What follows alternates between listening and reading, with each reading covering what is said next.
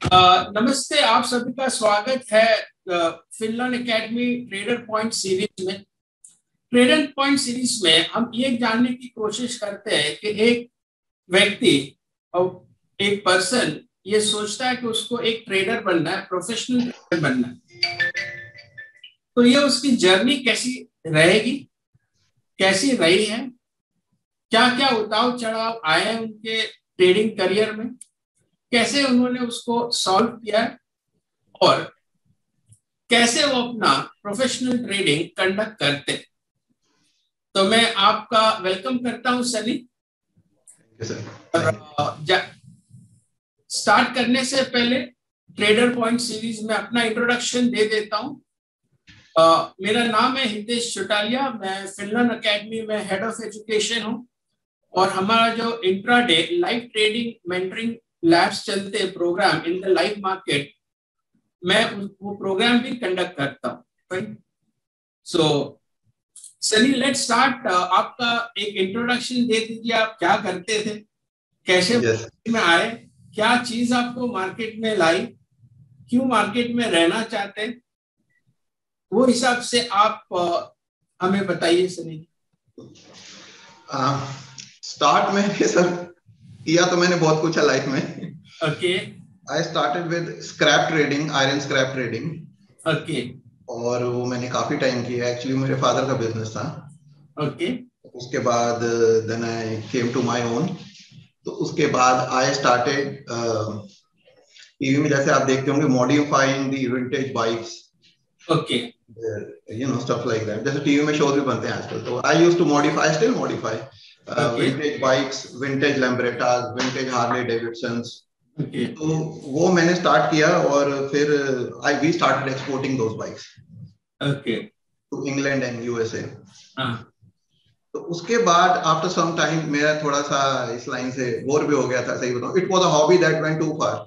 तो उसके बाद I came into imports business और मैं 7-8 ईयर से इंपोर्ट्स ही कर रहा हूँ। और मैं स्टॉक मार्केट में कैसे आया, ये प्योर स्ट्रोक ऑफ लक है। एक मेरा फ्रेंड है, वो स्टॉक मार्केट में लॉन्ग टर्म इन्वेस्टिंग करता है, जैसे टाइप ऑफ पर्सन वो buy something and forgets about it. तो उनके मैं घर गया तो उनको देखता था मैं करते हुए, तो काफी इंटरेस्ट आता था। तो मुझे कहते थे, देखा मैंने आपको 6 मंथ्स पहले बोला था ये स्टॉक लो, आपने नहीं लिया, देखो कहाँ पहुंच गया। तो उससे पहले हमारी फैमिली में एक हमारे अंकल थे जो स्टॉक्स में बहुत काम करते थे, लेकिन उनका एक्सपीरियंस बहुत बैड था हमारे नजर में, बिकॉज वो स्टॉक मार्केट से उड़ ही गए, समझिए आप। तो मैं उसको ध्यान नहीं देता था। मैं कहा यार तो लक है, ये सट्टेबाजी है। तो उसने क्या किया, एक दिन मैं उनके घर गया, वेंट ऑन अ डिनर, तो उसने मेरा मोबाइल लेके मेरा डीमैट अकाउंट उससे अप्लाई करके खोल दिया। ओके। तो नेक्स्ट टाइम जब मैं उनके घर गया तो लॉकडाउन आने ही वाला था। तो उन्होंने मुझे कहा कि आप कुछ मत करो, तो आप ये निफ्टी 20 में इन्वेस्ट करना शुरू करो। ओके। तो उन्होंने मेरा मोबाइल लेके, मेरा डीमैट अकाउंट खुला हुआ था, मैं नहीं ट्रेड करता, उन्होंने फर्स्ट ऑर्डर मेरा पंच किया। तो उसके बाद हमने निफ्टी 20 में इन्वेस्ट करना शुरू किया, तो स्लोली रिजल्ट्स अच्छे आने शुरू हुए। तो ऑब्वियसली मार्केट क्रैश भी हुई उस वक्त, तो वी केप्ट इन्वेस्टिंग मनी। तो उसके बाद जब वो एकदम से राइज हुआ तो काफी उसमें प्रॉफिट हुआ मेरे को। बात मुझे लगा कि ये कोई ऐसी चीज है, ये फाइनेंशियल मार्केट बड़ी इंटरेस्टिंग चीज है, इसको स्टडी करना चाहिए।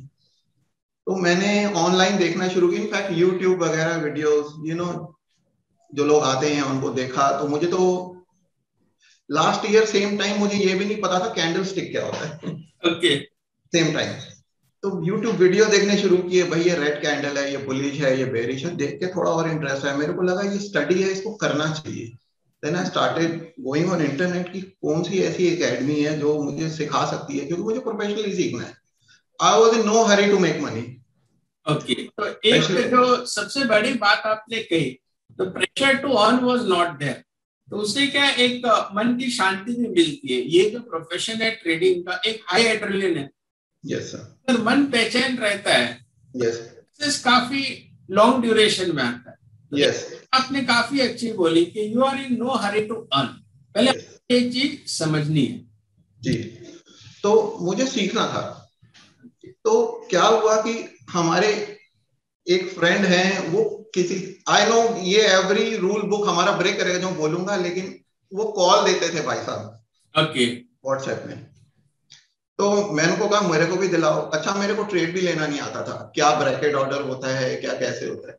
तो चले उनके साथ रहकर भी कैसे कॉल लेना है नहीं लेना है लेकर मैंने करना शुरू किया। देखता था 2 दिन फायदा होता था, 2 दिन नुकसान हो जाता था। तो कंसिस्टेंसी नहीं थी। सीखा क्या सर? मैंने कुछ नहीं सीखा। वो कुछ बोल रहे हैं, मैं उसको ट्रेड ले रहा हूँ। अच्छा। तो मेरी तो कोई नॉलेज नहीं, आई एम अ डमी। मेरे को ऐसा लगा कि एक एक मशीन है जिसमें मेरे ऑर्डर पंच कर दिया, वो चलेगी तो मैं चलूंगा। तो मेरे को वो पसंद नहीं आई बात, और नुकसान मेरा उसमें हो गया कि मैंने जो पूरे मंथ में कमाया था, मैंने 2 दिन में नुकसान कर दिया। मैंने 2 दिन में कम से कम 1.5 से 2 लाख रुपए खराब कर दिए उसमें। मैंने फ्यूचर का लॉट लिया था, मुझे अभी भी याद है। बोलना चलिए किस कंपनी का लिया था वो अलग बात है, पर वो गिरता चला गया। और फिर मैंने कहा नो, क्विट। अब I will find some professional setup या ऐसी कोई जगह जो मुझे सिखाते हो। Then we stumbled upon your website on internet. तो वहां से मैंने आपके कोर्स को वहां से एंडोर्स किया, और my first teacher was Kapil sir. Kapil sir जी।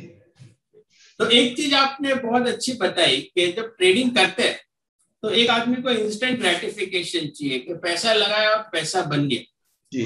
और बाकी अक्सर हम देखते हैं मार्केट में बहुत जन फॉलो करते कोई एनालिस्ट को, एडवाइजर, कॉल सर्विसेज को, मीडिया को। तो आपका भी यही एक्सपीरियंस है कि वो लॉन्ग रन में वो चीज आपके साथ नहीं रह सकती। आपको खुद को सीखना, वो एक बहुत बड़ा आपने डिसीजन लिया कि let me first learn and then earn. Because जी सर। जी, जब तक हम कोई भी चीज सीखेंगे नहीं तब तक वो रेस्ट ऑफ द लाइफ हमारे साथ रहेगी नहीं। एक स्किल है। जी।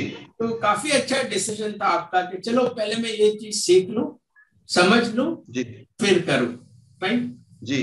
जी सर। बात को आगे बढ़ाते सनी मैं ये पूछूंगा कि आप as a trader scrap market में थे, फिर आप ऑटोमोबाइल्स में आए, एंटीक डीलिंग में, और फिर आप स्टॉक मार्केट में आए, और अभी आप ट्रेडिंग करते हो।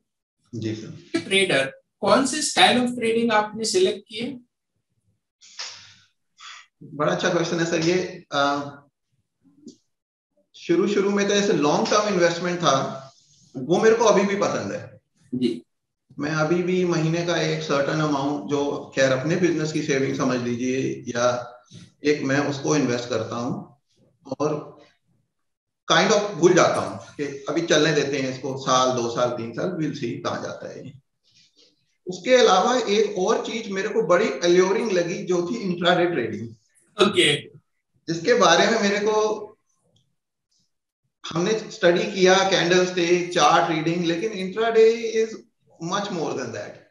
ओके। इतना इजी नहीं है कि कैंडल स्टिक आपको आ गया, चार्ट रीडिंग आ गई तो चालू हो गया। और वो बड़ा एलोरिंग भी है, जैसे मैंने कहा, it's like best Hollywood movie you ever seen. तो every trade is like your latest best adventurous Hollywood movie. तो उसका एक सर्टेन चार्म है इंट्राडे ट्रेडिंग का। तो वो मेरे को बहुत अच्छा लगता है। और जब मैंने स्टडी करके इसको लेना शुरू किया, मेरे को सर मूवमेंट ही समझ नहीं आती थी मार्केट में। मेरे को ऐसा लगता था कि जो भी मैं सेलेक्ट कर रहा हूं ना, वो उल्टा ही जा रहा है।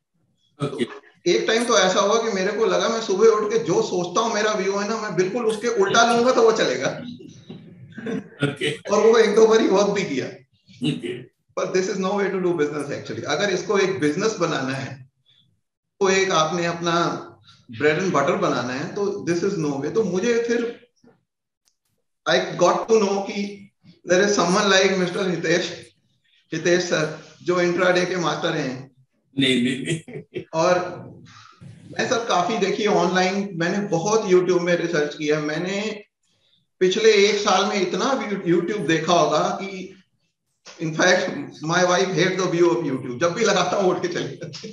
तो जस्ट बिकॉज ऑफ दिस, कौन सा क्या ट्रेंड करते हैं लोग, कैसे इंट्राडे ट्रेड करते हैं, ऐसे sir intraday is kind of hard basically. It's more psychology than जो नॉर्मल ट्रेड हम लेते हैं, अपना जो लॉन्ग टर्म ट्रेड लेते हैं. Okay. Then I got enrolled in intraday trading from your academy. Okay.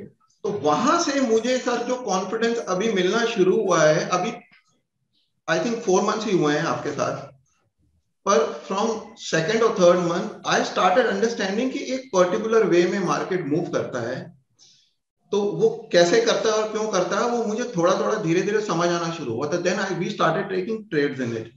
तो वो हमारे ट्रेड्स चलने शुरू हो गए वहां से, और एक लॉजिक था उनके पीछे कि बेसिकली क्यों हमने ट्रेड लिया. अगर हम फेल भी हो गए उसमें तो even if the trade was good and maybe we fail, but the logic was very sound.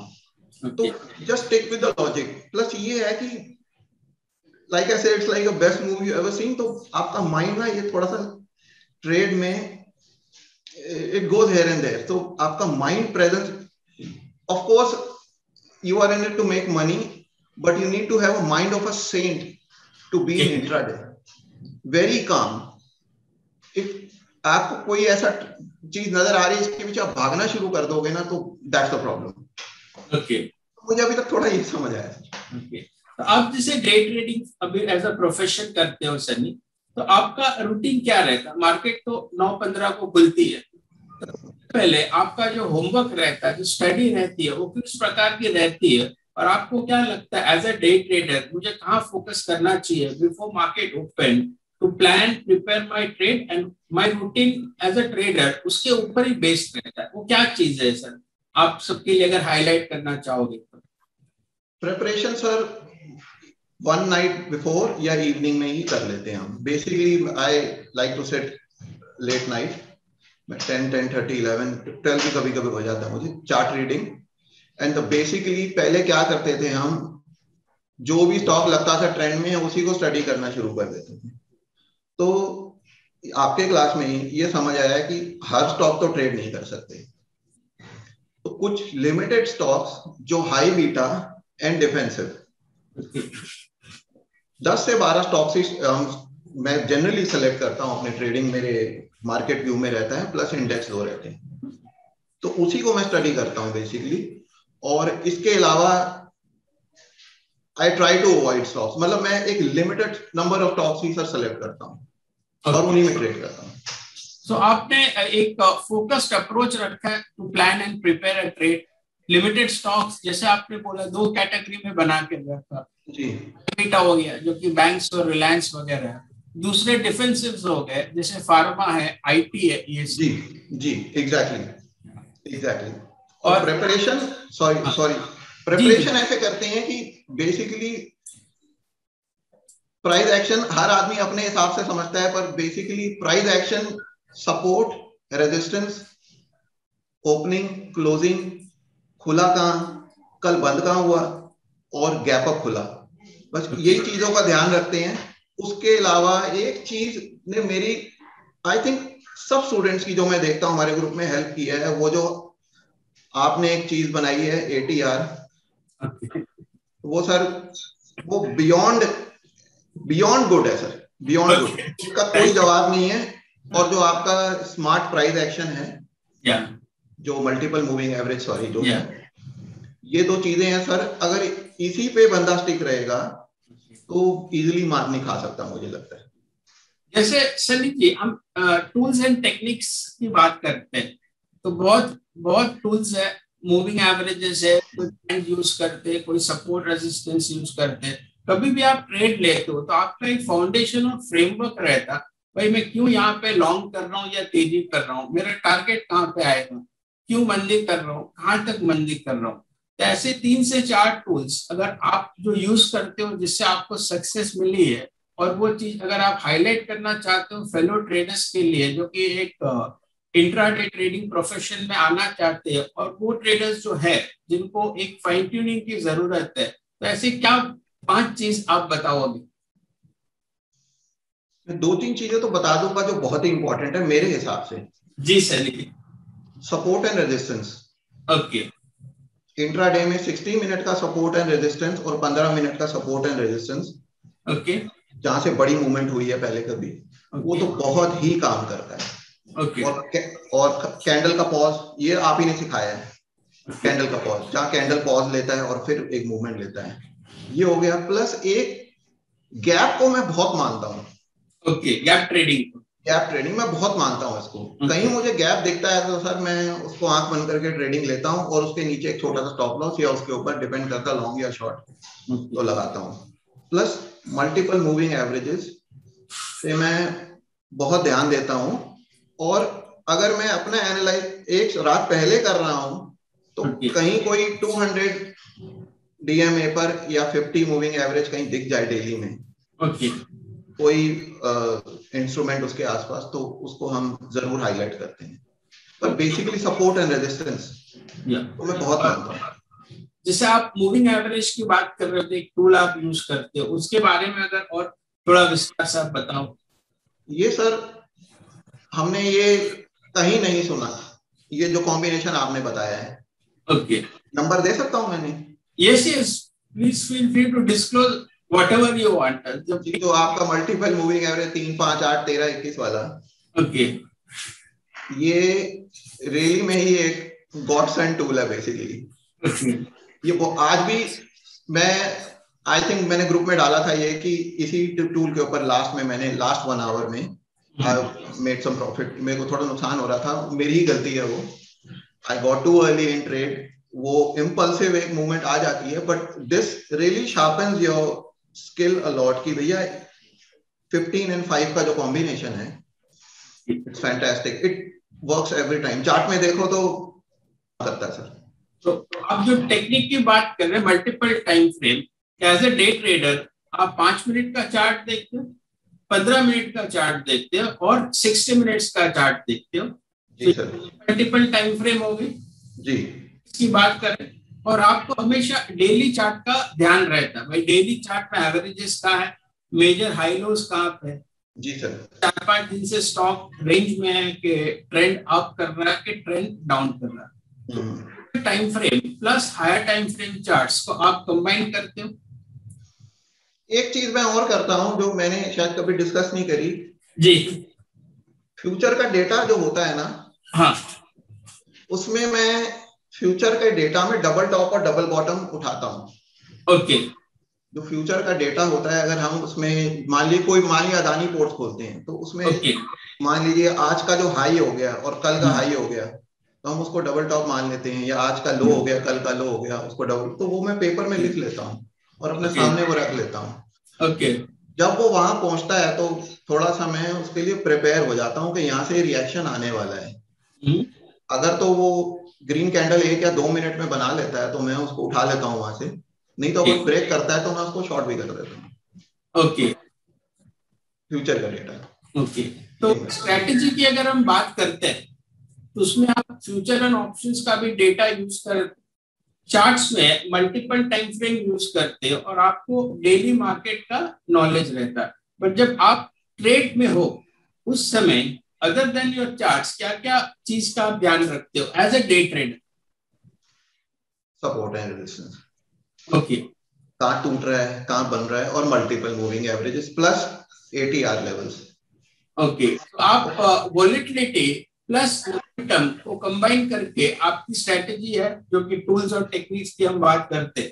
तो मूविंग एवरेजेस हमारा मोमेंटम में आ गया और अब हमारा जो प्रोप्राइटरी टूल है एमट्रेड प्रो या फिर ATR वो प्लेसमेंट आ गया। तो कहीं ना कहीं आपने इस दोनों चीज को कंबाइन करके एक एक्शनेबल स्ट्रेटेजी बनाई है, टेक्निक्स बोल सकते हैं। जब मैं इंट्राडे नहीं करता था लेकिन कोर्स में कर रहा था आपका, तो फिर ATR को मैं इतनी इंपॉर्टेंस नहीं देता था क्योंकि मेरे को समझ ही नहीं थी मुझे समझ, मुझे लगता था just one of the tools, इतने तो बने हुए ऊपर उसमें से भी एक है, तो कितने सीखूंगा मैं। तो मैं ये सोचता था कि स्क्रीन जितनी खाली रहेगी ना साफ अच्छा रहेगा, पर ये तो वर्क करता है sir. ATR works like anything. आज भी देखिए वही हुआ, 2 बार ATR से रिजेक्शन आया बैंक निफ्टी का, हमने टॉप ATR पे अपना सौदा काट दिया जी।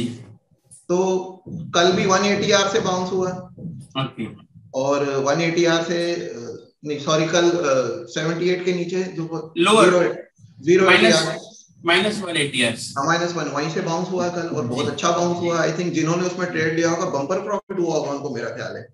मैं तो निकल गया था कल जल्दी ही ट्रेड से, लेकिन अगर मैं देखता तो मैं छोड़ता नहीं इसको। ओके, ट्रेड लेता इसमें। जी सनी, अगर हम और एक सेक्शन की बात करते हैं, स्टॉक सिलेक्शन। देखिए, एज अ डे ट्रेडर हम ऐसा मानते हैं कि आपका जो यूनिवर्स है वो काफी छोटा होना चाहिए, बिकॉज डे ट्रेडिंग एकदम एक फोकस्ड बिजनेस एक्टिविटी। एक तो इंडाइसेस बेस्ड ट्रेडिंग हो गया जिसमें निफ्टी और बैंक निफ्टी है, दूसरा एक स्टॉक्स हो गया। तो ये जो स्टॉक आइडेंटिफिकेशन का जो प्रोसेस है वो आप कैसे सिलेक्ट करते हो और कितने basket of stocks as a day trader हमेशा आप ध्यान रखते हो, बिकॉज 50 स्टॉक्स अगर हम लेके बैठे तो उसमें तो डे ट्रेडिंग होगी नहीं, बिकॉज हमारा अटेंशन काफी बिखरा पड़ा रहेगा। तो एक स्टॉक आइडेंटिफिकेशन में काफी डे ट्रेडर्स को एक प्रॉब्लम होती है। कभी वो एसीसी ट्रेड करते हैं, फिर 2 मिनट बाद एलएनटी करते हैं, फिर कोई एफएनओ स्टॉक्स में चले जाते हैं। तो कहीं ना कहीं वो पूरे मार्केट में डे ट्रेडर घूमते रहते हैं और नेट नेट उनको नुकसान होता है, बिकॉज उनका एक स्टॉक आइडेंटिफिकेशन का जो क्राइटेरिया है वही प्रोफेशनल नहीं है। तो आप इसके बारे में क्या कहना चाहेंगे सनी जी? इसका क्रेडिट भी सर आप ही को जाता है। जब हम पहले ट्रेड करते थे इसको तो निफ्टी 50 ही पूरा मार्केट वॉच में खोल देते थे, 50 स्टॉक पूरे। हाँ, तो उसमें से ही देखते रहते थे, एक को देखता था तो दूसरा निकल जाता था। ओके, तो थोड़ा जोन इन अपना स्टॉक्स की लिमिटेड होना चाहिए आपकी सिलेक्शन, और इंडस्ट्री लीडर होने चाहिए। ओके, इंडस्ट्री लीडर होने चाहिए। मान इंडस्ट्री लीजिए लीडर जैसे मेटल्स है, तो मेटल्स में मैंने टाटा स्टील ले लिया और जेएसडब्ल्यू ले लिया एज ए, जी जी, बाकी स्टील स्टॉक्स पे मेरा ध्यान नहीं होना चाहिए। जी जी करेक्ट। ऐसे ही डॉक्टर रेड्डी ले लिया जी, और अपना आईटी में अपना टीसीएस ले लिया, इन्फोसिस ले लिया। बहुत हो गया। तो रिलायंस भी जरूर अब साथ में रखते हैं हम लोग, कि जो हमको सिखाया है यहाँ पर, वो इसलिए कि उसको एज ए इंडिकेशन यूज करते हैं अब हम लोग। जी, अगर अगर वो नीचे जा रहा है, जैसे आज भी गया तो निफ्टी को खींचेगा वो साथ में। जी, तो फिर अगर हमारा कहीं शॉर्टिंग का मूड है या कहीं एक मान लीजिए सपोर्ट टूट गया और रिलायंस नीचे जा रहा है, तो उसको हम शॉर्ट कर देते हैं या पुट खरीद लेते हैं उसकी। जी सर। तो वो क्लियर इंडिकेशन है कि उसको खींच रहा है नीचे। और बैंक निफ्टी में तो चारों चार्ट लगा दीजिए एचडीएफसी के, ओके, और एसबीआई, एक कोटक हो गया और एक एक्सिस या फिर इंडसइंड ले लीजिए। तो इनकी मूवमेंट जो है बैंक निफ्टी पे बहुत असर डालती है। तो बैंक मैंने जैसे आपको ज्वाइन करते हुए कहा था, मेरा इंडेक्स में हाथ बहुत कमजोर था। ओके, इंडेक्स में हमेशा ही मुझे नुकसान होता था, स्टॉक्स में मैं ठीक ठाक पकड़ लेता था ट्रेड। ओके, तो इसको पकड़ने से इंडेक्स में मेरे को काफी हेल्प मिली है। जी। प्लस तो कहीं ना कहीं सर हम ये कहेंगे कि टॉप डाउन अप्रोच। पहले आप ये देखिएगा, निफ्टी है तो निफ्टी में मैक्सिमम वेटेज किसका है? एक है बैंक निफ्टी का और रिलायंस का। और अगर बैंक निफ्टी में ट्रेड करता हूं तो मैं जान के चलता हूं भाई बैंक निफ्टी में वेटेज कितना है। तो आपके 4 प्राइवेट सेक्टर बैंक्स आ गए, HDFC bank, Kotak bank, ICICI bank, axis bank, state bank. तो जहां तक मैं समझ रहा हूं एज ए डे ट्रेडर, अगर मैं 10 स्टॉक लिस्ट करूं तो उसमें प्राइवेट बैंक्स आ गए, फार्मा में डॉक्टर रेड्डी सिप्ला आ गई, आईटी में इन्फोसिस, टीसीएस, एचसीएल टेक आ गया, ऑटोज में आपकी मारुति, बजाज ऑटो या महिंद्रा एंड महिंद्रा या हीरो होंडा आ गया। तो करीब करीब 7 से 8 मेजर सेक्टर्स हम लेते हैं, उसमें से 2-2 स्टॉक्स ले, तो करीब 10 से 15 स्टॉक्स में एज ए डे ट्रेडर वही हमारा यूनिवर्स है और हम उसी करते सिलेक्शन में। हमें राइट सनी जी? यस, बिल्कुल यही है सर। ओके, इससे ज्यादा तो कर भी नहीं पाएंगे। किसी का एडवांटेज ले लेंगे तो आई थिंक बहुत ही अच्छा होगा। तो सनी जी, जैसे पहले आप बोल रहे थे आप निफ्टी 50 के सारे स्टॉक्स कर रहे थे, आपका एक स्टॉक सिलेक्शन का यूनिवर्स काफी बड़ा था। फिर आपने एक रिफाइन कर दिया कि हाई बीटा नेम्स में और इंडेक्स हेलवेट्स में ट्रेड करता हूं, जहां पे 10 से 12 स्टॉक्स ही रहते।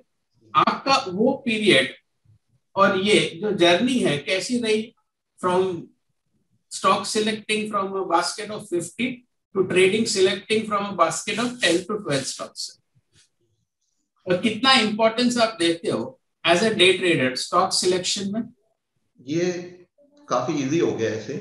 ओके, बेसिकली कुछ स्टॉक्स की मूवमेंट है अब समझ आनी शुरू हो गई है। ओके, खास करके कुछ स्टॉक जैसे कि रिलायंस, जबकि हम ट्रेड नहीं करते उसमें, लेकिन उसको ऐसे इंडिकेशन लेते हैं कि वो वीक है तो मार्केट को खींचेगा, और वो स्ट्रांग है तो मार्केट को चढ़ाएगा ऊपर जी। और एक लिवर भी है बेसिकली, लिवर को भी हम लोग रखते हैं अपने चार्ट्स में सामने, उसको भी वॉच करते हैं कि अगर मार्केट को खींचना है तो basically liver is also one stock, तो उसको भी एज इंडिकेशन लिया जा सकता है। ये these are very real time indicators, ये किसी भी इंडिकेटर से अच्छा काम करते हैं। ओके, मतलब रिलायंस गिर रहा है तो देखना ही नहीं है कि निफ्टी नीचे गिरेगा नहीं, वो गिरेगा ही, गिरेगा। तो वो इंडिकेटर आ ही गया, कहीं वो सपोर्ट तोड़ा उसने तो निफ्टी ले लीजिए आप, शॉर्ट कर दीजिए, तो इससे काफी इजी हो गया सर। सो एक होता मैकेनिकल ट्रेडिंग सनी, और एक होता प्राइस एक्शन बेस्ड ट्रेडिंग। मैं पहले प्राइस देखूंगा, बाकी इंडिकेटर बाद में। तो मैं समझने मतलब जो जहां तक मुझे समझ में आ रही है कि as a professional day trader price action is main, बाकी सब सिलेक्शन पॉइंट ऑफ व्यू से are very additional and supportive. आप क्या मानते हो इसको? प्राइस कहाँ खोला आपका? बहुत ट्रेडर्स का आप चार्ट देखते हो तो प्राइस दिखता ही नहीं है, 50 टूल्स दिखते हैं, हाँ जी, खोया रहता उसमें जी। तो बेसिकली कहाँ खोला आपका प्राइस, ओपनिंग भी बहुत इंपॉर्टेंट है, कहाँ खोला आपका प्राइस। जैसे ओपन हाई सेम है तो और मार्केट वीक है तो हम शॉर्ट ही कर देते हैं, उसको देखना ही नहीं इंडिकेशन कोई, क्योंकि वहां हमारा स्टॉप लॉस बहुत छोटा हो जाता है। बेसिकली तो ये कि हमें स्टॉप लॉस छोटा देना है मार्केट को और अपना प्रॉफिट बड़ा निकालना उससे। तो प्राइस एक्शन तो बहुत इंपॉर्टेंट है। अब हर आदमी प्राइस एक्शन को अपने हिसाब से ड्राइव करता है, दैट इज ट्रू। कोई प्राइस एक्शन में तो ओपन लो हाई क्लोज है, का ले 15 का ले 60 का ले, तो ट्रेडर का एक अपना पर्सपेक्टिव रहेगा। तो आपका पर्सपेक्टिव है ओपन हाई का? जी, open high first 15 minutes, first 5 minutes और फर्स्ट 60 मिनट्स, बिकॉज ये मार्केट का रेस्ट ऑफ द डे का डायरेक्शन का एक इंडिकेशन भी देता है कि स्ट्रेंथ है, वीकनेस है, साइडवेज है। तो आप कैसे प्राइस एक्शन रीड करते हो? ओपन हाई तो हम फर्स्ट 5 मिनट तक ही स्टडी करते हैं सर, ज्यादा स्टडी करना भी प्राइस फिर हाथ से निकल जाता सौदा। जी जी। तो अगर फर्स्ट 5 मिनट्स में ओपन हाई पकड़ लिया आपने तो, या ओपन लो पकड़ लिया आपने, तो उसके हिसाब से आप डिसीजन ले सकते हो। ये I think one of the easiest tool है open high open low. Okay, मेरा ख्याल है कि कुछ भी चार्ट में ना रख करके कोई बंदा ओपन हाई ओपन लो ही देखे, उसके हिसाब से भी ट्रेड कर सकता है, मुझे ऐसा लगता है। और एक चीज और बड़ी इंपॉर्टेंट है कि सारा दिन भी कंप्यूटर के आगे बैठना जरूरी नहीं है इंट्राडे ट्रेडर के लिए भी। जी, मैं तो कभी कभी 1-1.5-2 घंटे में ही मशीन बंद करके निकल जाता हूँ। ओके, मेरा काम हो गया, मैं बंद कर देता हूँ। एक चीज हो और गया जी, लालच नहीं होना चाहिए कि मैं सौदा लेता ही जाऊं कि मेरा दिन अच्छा गया, तो जी फिर वहां फंसने वाली बात हो जाती है। जैसे आपने अभी बताया कि 1 घंटे में अगर ट्रेड खत्म हो जाता बंद कर देता हूँ, तो ये तो ग्रीड की बात आती है कि लोग हम अक्सर देखते हैं अगर एक ट्रेड सही जाता है तो वो ट्रेडर एग्रेसिव हो जाता है, बड़ा लेना रहता है। ट्रेड में लिए थे उससे क्वांटिटी पे बढ़ा डालते जी, का बढ़ जाता है। तो ये कहीं ना कहीं एक रिस्क मैनेजमेंट और स्ट्रेटेजी की बात है। तो रिस्क मैनेजमेंट में आप क्या कहना चाहोगे? जैसा अभी आपने कहा, let's now talk something about risk management and strategy based on risk management. कैसे कैपिटल को प्रिजर्व करके कैपिटल को अननेसेसरली अपने जोखिम में नहीं डालना, भाई अपना बिजनेस भी करना और कैपिटल भी पे भी ध्यान देना, और कहीं ना कहीं एक लॉजिक के साथ अपने को मार्केट में रहना। तो इसमें रिस्क मैनेजमेंट का क्या रोल है और आप एज अ डे ट्रेडर कैसे इसको अप्लाई करते हो? आई थिंक जितनी मैंने YouTube में वीडियो देखे हैं आज तक जी, उसमें जितने एक्सपर्ट्स हैं, रिस्क मैनेजमेंट की बात एक बार जरूर होती है। जी जी। और मेरे को एज अ बिगनर समझ ही नहीं आता था कि रिस्क मैनेजमेंट है क्या। मैं पैसे कमाऊंगा तो मार्केट को कुछ दूंगा ना, या मेरा पहले ही स्टॉप लॉस लग जाता है तो मैं पैसे कहां से कमाऊंगा इसमें। जी। तो बेसिकली रिस्क मैनेजमेंट का बहुत बड़ा पार्ट एक राइट एंट्री भी है। So right entry, stop loss risk management नहीं है, correct entry is also risk management. Yes, कि जितनी टेक्स्ट बुक वगैरह में जैसा आपने YouTube वीडियो की बात की, वो खो के YouTube से खो के मार्केट में आते। जी जी। रिस्क मैनेजमेंट में मतलब राइट एंट्री हो गया आपकी, यस, स्टॉक सिलेक्शन हो गया, टाइम फ्रेम सिलेक्शन हो गया। यस, अगर हम यूनिवर्स देखते हैं रिस्क मैनेजमेंट का, तो ये सिर्फ एक स्टॉप लॉस नहीं है, वो तो लास्ट पार्ट है रिस्क मैनेजमेंट का, नहीं लगाना है। बट हम ऐसा क्या और कर सकते हैं from risk management point of view कि risk in the trade is reduced by my effort in terms of, चाहे टूल्स कहिए चाहे टेक्निक्स कहिए। Let's talk about sir that part of risk management. बीच में ट्रेड मत लो, बीच में सबसे बड़ी बात ये, मैंने जब भी मार खाई है बीच में ट्रेड लेके मार खाई है। बीच में मतलब सनी जी? बीच में मतलब कि मान लीजिए कि एक आपके हाथ से एक बहुत अच्छी एंट्री निकल गई, अच्छा, तो वो मान लीजिए वो नीचे जा रहा है, अब तो आपको यार ले ही लेता हूँ एक बीच में ट्रेड, एक स्टॉप लॉस यहीं लगा देता हूँ, ओके, वो हिट होगा ही होगा आपका। तो बीच में ट्रेड नहीं लेना चाहिए। अगर आपको सही एंट्री अगर आपके हाथ से निकल गई है तो उसको एक्नॉलेज करो कि गाड़ी छूट गई है, आज गाड़ी छूट गई है, गाड़ी के पीछे भागना शुरू कर दोगे ना, फिर वो भी एक बहुत रिस्की काम है। और रिवेंज ट्रेड, रिवेंज के आज लॉस हो गया तो कोई बात नहीं, एक काम करता हूँ, मेरा 10,000 का लॉस हो गया, 10 लॉट में 20 लॉट लेता हूँ मैं, 10-15 पॉइंट में कवर कर लूंगा, कवर कर लूंगा। वो नहीं आते 10, वॉलेटिलिटी है कि 10-15 पॉइंट तो आप स्टॉप लॉस लगाओगे तो आपके हाथ में नहीं आएगा ट्रेड, फिर लॉस खा जाओगे आप। इसमें बोल सकते हैं वो जो रिवेंज में, इसमें लॉजिक जीरो है, बट कहीं ना कहीं एक अननेसेसरी एग्रेशन है। यस, लॉजिक तो है ही नहीं आप इसमें। यस, इस टाइप के ट्रेड नहीं लेना भी आप रिस्क मैनेजमेंट ही समझते हो? जी, ये बहुत कट किया मैंने, मेरे को शुरू में बहुत लॉस होते थे सर, मैं 20-25 हजार रुपए दिन के लॉस खा जाता था। तो अब मैं एक बात कहूंगा तो लोगों को अजीब लगेगी, अब मेरा लॉस 2-3-4 हजार का ही होता था, लेकिन लोग कहेंगे तो लॉस की बात कर रहे हैं, प्रॉफिट की कर ही नहीं रहे हैं। लेकिन बात ही लॉस की करनी है यहाँ। आप कितना नुकसान, इससे ज्यादा नहीं खाओगे आप एक दिन में। आप पहले ही इसको माइंड में मान लो कि इससे ज्यादा मेरे को लॉस नहीं खाना, अगर खा लिया तो हम्बली अपनी डिफीट मान लो आज, और टुमारो इज अनदर डे, आपको एक ट्रेंडिंग मार्केट मिल सकती है। खास करके ये वॉलेट, जैसे आज बहुत वॉलेटाइल थी मार्केट, आज वॉलेटाइल थी बहुत, मेरे ख्याल दोनों तरफ के लोगों के स्टॉप लॉस हिट हुए होंगे, और आज के डेट में लोगों ने बहुत रिवेंज ट्रेडिंग भी लिया होगा मुझे लगता है। तो वो नहीं करना चाहिए, रिवेंज ट्रेडिंग नहीं करनी चाहिए।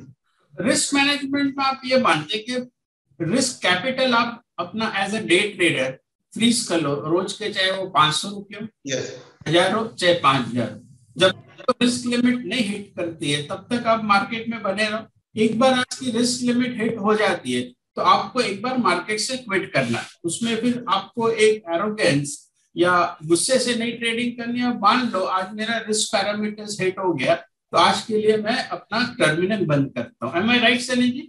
बिल्कुल करेक्ट। और किसी दिन मैं ओपनिंग में ही कॉन्फिडेंस फील नहीं करता तो मैं वो सारा दिन ट्रेड नहीं लेता, मैं मशीन ही बंद कर देता हूँ। जिस दिन मेरे को लगता है कि आज मेरे को नहीं समझ आ रहा मार्केट की मूवमेंट, ओपनिंग में ही नहीं समझ आ रहा, तो मैं अपने आप को फोर्स नहीं करता ट्रेड लेने के लिए, अब नहीं करता। ओके, तो ये बोल सकते हैं सनी जी, व्हेन जब मुझे मार्केट समझ में नहीं आ रही है, नहीं लेना भी रिस्क मैनेजमेंट है। जी जी, बिकॉज अगर चीज नहीं समझ में आ रही है फिर भी मैं ट्रेड ले रहा हूँ तो एक अननेसेसरी जोखिम वाली बात है। तो जो व्यूअर्स ट्रेडर्स देख रहे हैं, सनी ने बहुत अच्छी बात की, अगर मार्केट देखिए ऊपर जा रहा तो जरूरी नहीं कि ये अप ट्रेंड आपको समझ में आए। बहुत बार हो सकता है अपने को ख्याल नहीं आ रही है क्यों हो रही है, मेरे सेटअप में नहीं है वो, या टूल्स और टेक्निक्स में नहीं आ रही, उस टाइम अगर ट्रेड ना ले, दैट तो part of risk management. Sorry interrupt किया आपको मैंने। हाँ, यही मैं कह रहा था कि अगर आपको ट्रेड आपके सेटअप में नहीं आ रहा आपका ट्रेड तो आपको नहीं लेना चाहिए, नहीं लेना चाहिए। Don't force yourself to take a trade, वो दिस इज नॉट गुड, फिर वो गैम्बलिंग है। गैम्बलिंग है। So taking a plan trade is also risk management. Taking a plan trade is the only kind of trade you should take, only kind of trading. हाँ जी, हाँ जी, मतलब market खुलते ही आपको अच्छा ये यहाँ चला गया, यहाँ, ऐसा नहीं होना चाहिए, आपकी प्लानिंग वन नाइट पहले से होनी चाहिए। ओके, तो Sunny ji, it was great talking to you Sunny ji. अगर आप ब्रीफली में एज अ क्या स्ट्रेंथ है एज अ डे ट्रेडर आपकी और क्या वीकनेस है, अगर वो आप बता सकते हो तो। आपने क्या फील किया, आप मार्केट में आए, आप बोल रहे पहले आपको निफ्टी क्या थी, स्टॉक्स मतलब नहीं आइडिया था, सिर्फ ETF के थ्रू आए थे एज अ इन्वेस्टर, फिर आप अभी डे ट्रेडिंग में आए हो। तो ये जर्नी में आपका स्ट्रेंथ क्या रहा है और आपकी वीकनेस क्या रही है? वीकनेस तो बहुत रही है सर शुरू शुरू में, और अभी भी सीख ही रहे हैं जी। वीकनेस इम्पल्स, जो इम्पल्स है ना वो आपकी वीकनेस है। ओके। हर ट्रेड में जी, हर ट्रेड में ऐसा लगता है कि मैं ये ट्रेड नहीं लूंगा ना तो ये मेरे हाथ से ना निकल जाए। हमेशा ऐसे ही लगता है जैसे कल रिलायंस आने ही नहीं वाला, और कल जैसे HDFC बैंक दिखेगा ही नहीं चार्ट में। ये नहीं सोचना चाहिए आपको कि निकल गया हाथ से तो निकल गया, निकल गया तो निकल गया, निकल गया। देखते हैं जी, फिर उसको प्लान करेंगे नेक्स्ट डे के लिए और फिर ट्रेड करेंगे। उसके लेवल आपके लेवल इट्स लाइक जैसे कोई समुद्र में बोट में बैठा है फिशिंग रॉड डाल के, आपको बैठना है ऐसे, बस बैठना है, और आपका लेवल जब आएगा ना मछली फंसेगी तो वो आपका लेवल है, फिर आपको you need to call it back. मेरे को ये समझ आया इसमें। असली बात कर रहे हैं, जो मैं आपकी सबसे बड़ी स्ट्रेंथ जो मैं बता सकता हूँ वो रिस्क मैनेजमेंट आप बहुत हाईलाइट कर रहे हैं। तो risk management is your biggest strength which will keep you going in this market for a long period of time. क्योंकि मैंने लॉस खाया है इसीलिए मैं कह रहा हूँ। ओके। मैंने नुकसान खाया है, और जो किसी को अगर इससे कुछ सीख मिलती है तो बड़ी खुशी की बात होगी कि इस मार्केट में जितना लंबा टिकोगे ना उतना दूर तक जाओगे। और जो पैसा आपके पास आपका सेव रहेगा, अगर आप 1 साल का सेव रहेगा, आप 1 साल तक ही सीख पाओगे, 6 महीने में खत्म हो जाएगा, मार्केट से निकल जाओगे। और अगर कहीं 2-2.5 साल टिक गए आप इस बाजार में, तो फिर आप भी एक लेवल पे पहुंच सकते हो, क्योंकि मार्केट आपके जो बिल्कुल आपके जो माइंड मैपिंग हो जाएगी ना मार्केट की, वो इतनी जबरदस्त हो जाएगी। पर आपको 2 साल रहना पड़ेगा मार्केट में, और उससे पहले हाँ जी, अगर आपका पैसा ही खत्म हो जाएगा तो कहाँ रहोगे आप? नहीं, वो तो है। अगर मुझे एक जर्नी चार्ट करनी है प्रोफेशनल डे ट्रेडर की, तो उसमें एक लॉजिक के साथ ट्रेड करना, फोकस्ड वे में ट्रेड करना, रिस्क पे बहुत ज्यादा ध्यान देना, और रिवेंज ट्रेडिंग या स्टॉक्स ऊपर भाग रहे तो चेज नहीं करना। तो एक मेथड डालनी है ये मैडनेस के पीछे। जी यस सर, यस सर। सो जी, और कुछ बताना चाहोगे सनी? ये एक बहुत अच्छी मार्केट है, इसके बारे में मेरी भी एक ऐसी अजम्पशन थी कि ये बहुत रिस्की है और ये आपका सारा पैसा उड़ा देती है। हुआ है लोगों के साथ, पर वो फिर एक गैम्बलिंग टाइप का ट्रेड है। अगर आप इस मार्केट को 2 साल, मैं तो कहूंगा 2 साल भी नहीं, आप डॉक्टर बनने के लिए अगर 5 साल लगते हैं तो आप एक अच्छे सक्सेसफुल फाइनेंशियल सिक्योरिटी के लिए 3 साल भी बाजार को नहीं दे सकते, तो रातों रात तो करोड़पति बनना फिर बहुत ही रिस्की है। मशीन सपने जैसी बात हो जाएगी। जी सर, वो तो देना पड़ता है यहाँ पे, वो तो जुआ हो गया टोटल। फिर आप जुआ ही खेल रहे हो अगर ऐसा खेल रहे हो तो। आपको 3 साल बाजार में रहना और 3 साल एज अ स्टूडेंट सीखना है और कोई नुकसान नहीं खाना, मैं तो ये कहूंगा। ओके। अगर इन बिटवीन आप पैसे भी कमा रहे हो तो भी अच्छा है, अगर आप ब्रेक इवन भी हो तो भी अच्छा है, लेकिन अगर आप कहीं 2-2.5 साल निकाल गए इस बाजार में तो स्काई इज द लिमिट, मेरा ये सोच है। So Sunny ji, thank you so much for, आपने ये समय निकाला अपने बिजी शेड्यूल से। My pleasure. Give good insights जो बडिंग ट्रेडर्स है, फेलो ट्रेडर्स है, और जो मार्केट में आना चाहते हैं और जो एग्जिस्टिंग मार्केट में, आई थिंक हमारी ये जो चर्चा हुई है इससे I think all the groups of those peoples of that will get a good clarity भाई डे ट्रेडिंग है क्या, कैसे करना है, इसमें टाइम लगता, पहले समझना है, सीखना है, अप्लाई करना है, रिस्क मैनेजमेंट पे ध्यान देना है, और लॉन्ग टर्म में अगर आप कहते हैं 1 से 2 साल में अगर ये सीखने के लिए इसमें टाइम डालता हूँ, then for rest of the life sky is the limit. Have I summed it right, Sunny जी? बिल्कुल करेक्ट, लेकिन एक पॉइंट और ऐड करूंगा सर, मैं इसमें छूट गया कहना, मैं अपने एक्सपीरियंस से बता रहा हूँ जो मेरा लॉस हुआ है। मैं जब इस मार्केट में एंटर किया था तो काफी पैसे के साथ किया था। ओके। मेरे ट्रेडिंग अकाउंट में मैंने काफी अपना कैश लोड कर दिया था। तो उस चक्कर में मेरा नुकसान हुआ है। आप चाहे कितना भी अफोर्ड कर सको, एक सर्टेन बहुत छोटी लिमिट से ही मार्केट में ट्रेडिंग स्टार्ट कीजिए जी। और फ्यूचर, और शुरू में फ्यूचर से बचिए। फ्यूचर से भी मैंने काफी ट्रेड किया और प्रॉब्लम हुई है। Start with cash. So start with cash, go slow, go the method के साथ चाहिए, रिस्क मैनेजमेंट के साथ चाहिए, और एक अनाड़ीपन का जो उत्साह है वो नहीं दिखाना। लॉजिक के साथ आप टिके रहो यहाँ पे। अगर आप सीख के समझ के मार्केट में हो तो rest of the life you can become a successful professional day trader. Am I right? Absolutely. And avoid tips. Avoid experts, avoid media. Yes. Avoid anything जो आपके ट्रेड को इन्फ्लुएंस करता है। पहले मैं ट्रेड लेता था तो पीछे टीवी चैनल चलते रहते थे मेरे जी, लेकिन अब मैंने बिल्कुल बंद कर दिया सर। मैं नहीं सुनता किसी की भी। ओके, मैं चार्ट्स के हिसाब से ही करता हूँ। ओके। सो सनी जी, ये ट्रेडर्स पॉइंट कॉन्वर्सेशन में जो कि फिल्म एकेडमी से हम कंडक्ट कर रहे हैं, आपका बहुत बहुत धन्यवाद टाइम देने के लिए। And friends will bring out more such interviews with fellow traders. उनकी क्या जर्नी रही है, कैसे उन्होंने ये प्रोफेशन को सीखा है, समझा है एट एवरी लेवल, जिससे आप सभी को इसमें समझने में फायदा हो सकता है और आप एक ट्रेडर्स का माइंडसेट, ट्रेडर्स की जर्नी और ट्रेडर्स के उतार चढ़ाव देख सकते, समझ सकते हो और उससे आप सीख सकते हो। So that is the purpose of this Traders Point interview with professional traders, those who are new in the market, जो experienced है और जिनको अपनी डे ट्रेडिंग एक प्रोफेशनल लेवल पे लेके जाना है। धन्यवाद सनी, बहुत बहुत और एक बार thanks sir. Have a year ahead. Thank you sir, you too. Thanks, bye everyone. Bye.